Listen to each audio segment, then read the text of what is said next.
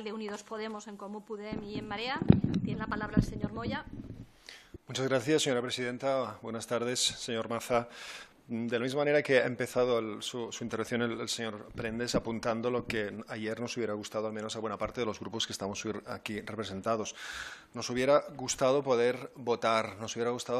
su idoneidad, señor Maza, a este cargo para el cual el Gobierno le presenta. Sin embargo, la interpretación estrictamente jurídica del artículo 29 pues, nos llevó a la conclusión de que esta votación no era posible, de manera que hoy vamos a realizar el trámite necesario y sí que nuestro grupo se va a reservar en la próxima comparecencia que va a hacer el ministro de Justicia que nos explique, que nos aclare qué criterios ha tenido el Gobierno para concluir su idoneidad a este cargo.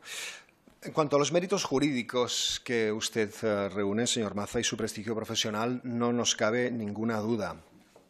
Sus méritos son amplios, son extensos, francamente son envidiables. El informe que ha hecho el Consejo General del Poder Judicial pues, no deja ningún lugar a dudas. Sin embargo, en cuanto a la valoración de esta idoneidad, sí que le quisiéramos formular una serie de objeciones. De la misma manera que usted en su intervención ha hecho mención a la voluntad, a la necesidad que tenía usted como magistrado de fundamentar todas sus resoluciones, pues mire, nosotros le vamos a fundamentar el porqué, concediéndole de antemano el beneficio de la duda, evidentemente, pero sí que a día de hoy pues, cuestionamos su idoneidad a este cargo. Bien sabe, señor Maza, que la polémica no le ha abandonado a usted desde el año 2012, en que una serie de reputados juristas, siendo usted magistrado del Tribunal Supremo, cuestionaron sus actividades profesionales extrajudiciales. Se llegó a asegurar que estas actividades suponían, leo, una incompatibilidad ética con el ejercicio de la magistratura. El informe del ex fiscal anticorrupción, don Carlos Jiménez Villarejo, decía a propósito de esas actividades que suscitan serias dudas sobre el cumplimiento del régimen de incompatibilidades y prohibiciones,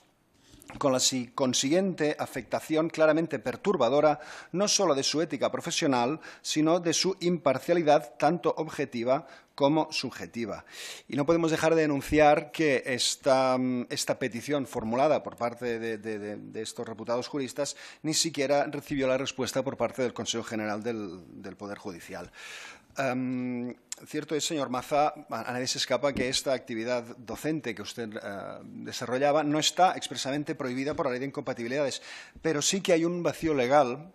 que no deja claro si esta compatibilidad en la docencia también se extiende a la docencia privada. Máxime cuando su intervención estaba en cursos y másters que llegaban a costar muchísimos miles de euros y eran organizados por importantes despachos de abogados, consultorías, empresas de investigación como Caja 7, Ingefor Consultores, Centro de Formación DataDiar, Escola Juris, corríjame si alguno no es así, que ofertaban estos cursos solo aptos para quien tuviera la suficiente capacidad económica para recibirlo. Y también es cierto, dicho sea de paso, que nos gustará que en el acto de hoy nos aclare si tiene la intención de seguir compatibilizando esta docencia con su cargo más que previsible de fiscal general del Estado. Por ello, deseamos fervientemente que esta sombra de duda que trascendió sobre la imparcialidad de su ejercicio como juez, a causa de su actividad al margen de la magistratura, si me permite, una actividad frenética, solo viendo el currículum, pues quizás es un buen calificativo, y estimamos también muy bien remunerada, no se proyecte a su actividad y a sus responsabilidades como próximo fiscal general del Estado. Por lo tanto, señor Maza, coincidirá con nosotros que es absolutamente necesario recuperar la confianza de la ciudadanía en la institución, en la Fiscalía. Y sabe bien que es un reto que no le será nada fácil afrontar, el de superar el daño a la institución que ya han hecho referencias emitidas por altos responsables del partido actualmente en el Gobierno del Reino de España, como tampoco el desprestigio causado en la Fiscalía por las puertas giratorias a través de las que hemos visto transitar algunos de sus predecesores, de la Fiscalía a grandes despachos de abogados, y sin cumplir ni siquiera con los 2 años de incompatibilidad posterior, a pesar de sí contar con el plácet del Gobierno, puesto que el conocimiento de las causas que haya adquirido por su cargo no deberían estar inmediatamente puestas al servicio de un interés privado. Así como también otras actuaciones que hemos ido percibiendo y que también han sido designadas por quienes me han precedido en el turno de palabra por parte de la Fiscalía General, especialmente relacionadas con todo lo relativo a Cataluña. Como habrá intuido, señor Maza, lo digo en relación al no muy lejano año 2014, cuando los fiscales de Cataluña no consideraron que el proceso participativo del 9 de diciembre fuera un delito ni que las personas organizadoras merecieran ningún castigo legal. Pero trascendió a los medios de comunicación ciertas presiones desde el Gobierno sobre el fiscal general en aquel momento, el señor Torres Dulce, que en un principio, también por sus declaraciones, parecía que no veía delito en estos hechos, pero que al parecer acabó sucumbiendo a las presiones del Gobierno del señor Rajoy y emprendió una razzia judicial de la cual ayer mismo, no hace ni 24 horas, tuvimos un lamentable episodio en este Congreso. Como sabe, después del señor Torres Dulce, que dimitió por discrepancias con el Gobierno del Partido Popular, entró la señora Consuelo Madrigal, que prometió mano dura porque, según ella, leo literalmente, es la ley y no la libertad la que libera a los ciudadanos, considerando que la ley está por encima de todo. A partir de ese momento, la cascada de querellas contra concejales, alcaldes, ayuntamientos, incluso la señora presidenta del Parlamento de Cataluña, pues no ha conocido límites. Confiamos que con el paso del tiempo no aparecerán grabaciones obtenidas con mayor o menor clandestinidad en la que se refiera a usted o a algún otro miembro del cuerpo que encabeza como nuestro fiscal de confianza o aquel que todo nos lo afina. Vamos a centrarnos, de todas formas, en saber su opinión sobre una serie de conceptos que van a incidir en gran medida en su actuar como fiscal general. Desde nuestro Grupo Confederal consideramos necesario apostar, como usted ha apuntado en su intervención y nos alegra, por la transparencia y por la democracia interna de la institución. Dotarla de mecanismos de transparencia que permitan conocer, entre otros, los actos que se realicen, los criterios utilizados para la toma de decisiones, su agenda, la agenda de los demás órganos de dirección, así como las retribuciones y los indicadores de su actividad. ¿Considera, señor Maza, pertinentes estos objetivos y, muy en especial, que su agenda máxime, la que contempla las relaciones con el Gobierno, debiera ser más pública y accesible?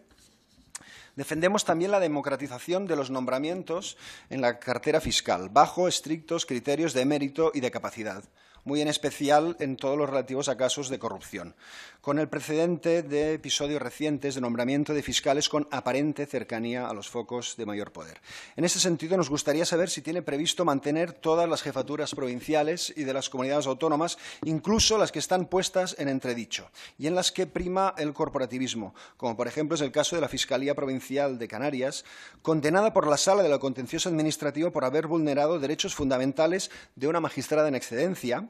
la que fue mi antecesora en la portavocía de Justicia del Grupo Confederal que represento, cuando en ese momento era candidata a las elecciones generales por este grupo parlamentario.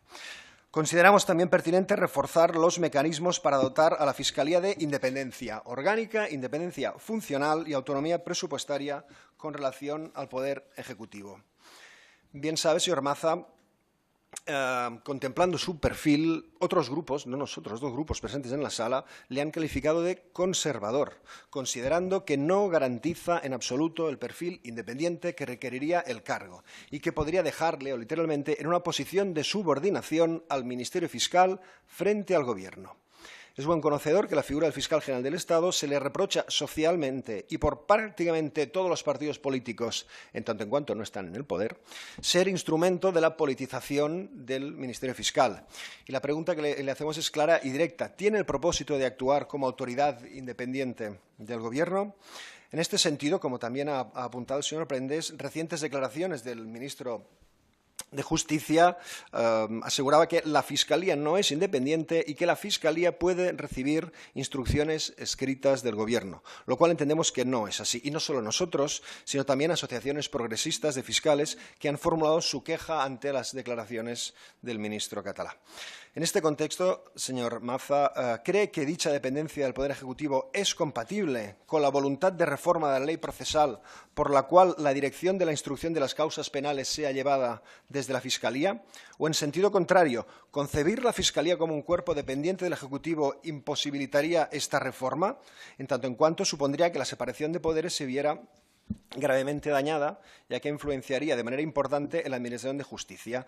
que podríamos sospechar que no se enjuiciarían aquellos casos que pudieran resultar perjudiciales al Gobierno o a los intereses del Gobierno y quedarían impunes algunas conductas? En la misma línea, ¿le parecería bueno también para la percepción de imparcialidad por la sociedad de la Fiscalía que se reformara el artículo 31 de su estatuto que vincula su mandato a la vigencia del Gobierno, que le ha propuesto o que deja en manos de ese mismo Gobierno la capacidad de establecer si ha incumplido o no con sus obligaciones y, en su caso, cesarlo?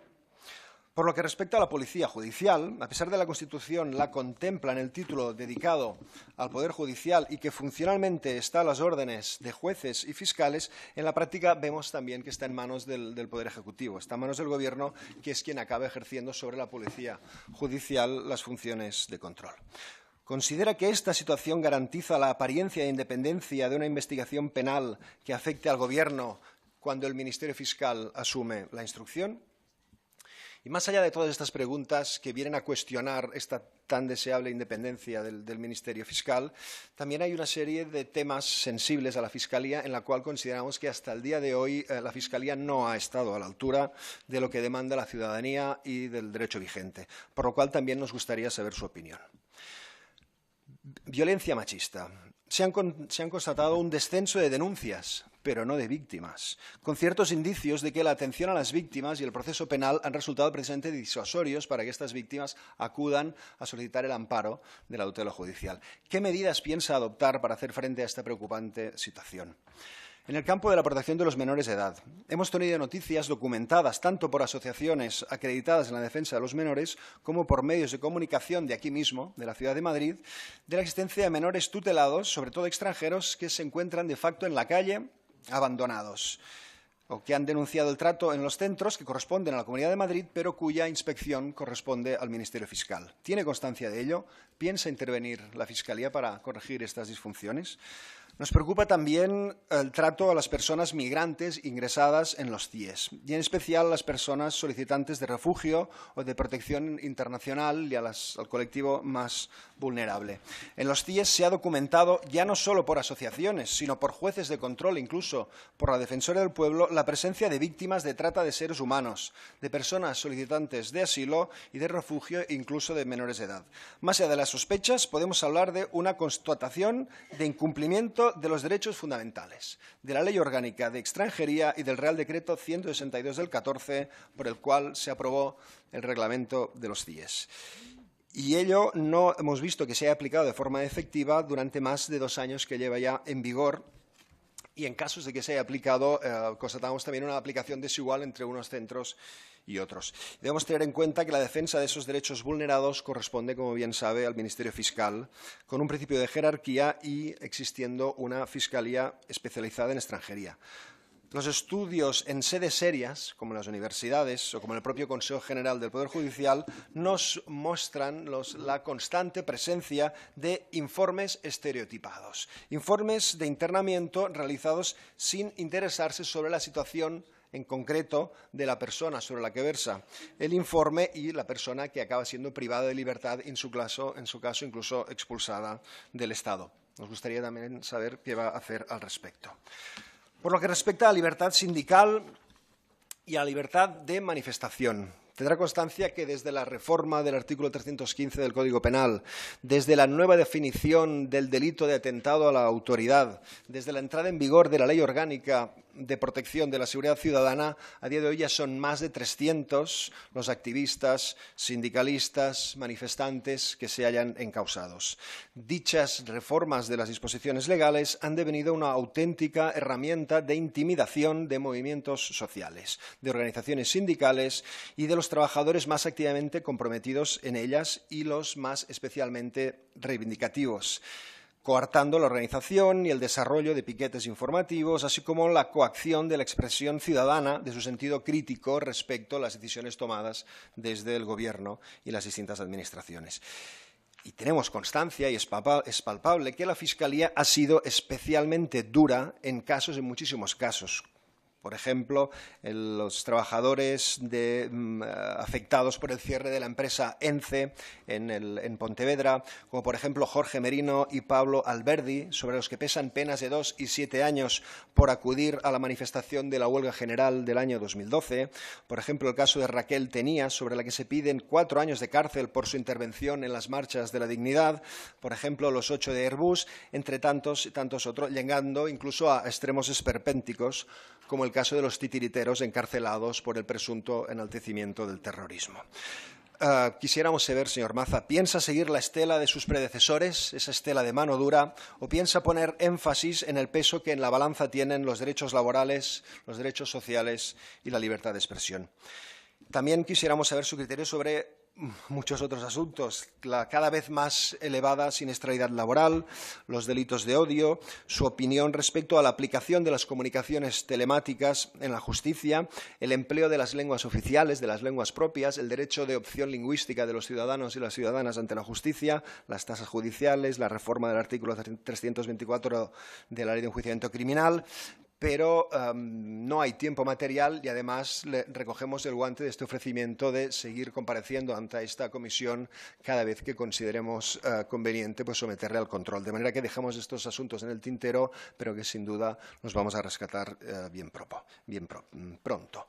Expuesto esto, sepa que nuestro grupo va a estar receptivo a despejar todas y cada una de las sombras que hemos expuesto. Y le exhortamos, y a su lado, no tenga ninguna duda, a su lado, cuando considere conveniente, nos encontrará en el momento de no desfallecer en el empeño de hacer de la Fiscalía un verdadero baluarte de la defensa de los derechos y las libertades fundamentales de la ciudadanía, lo que, al fin y al cabo, no es otra cosa que una garantía de la calidad de nuestra democracia. Nada más. Muchas gracias. Gracias, señor Moya.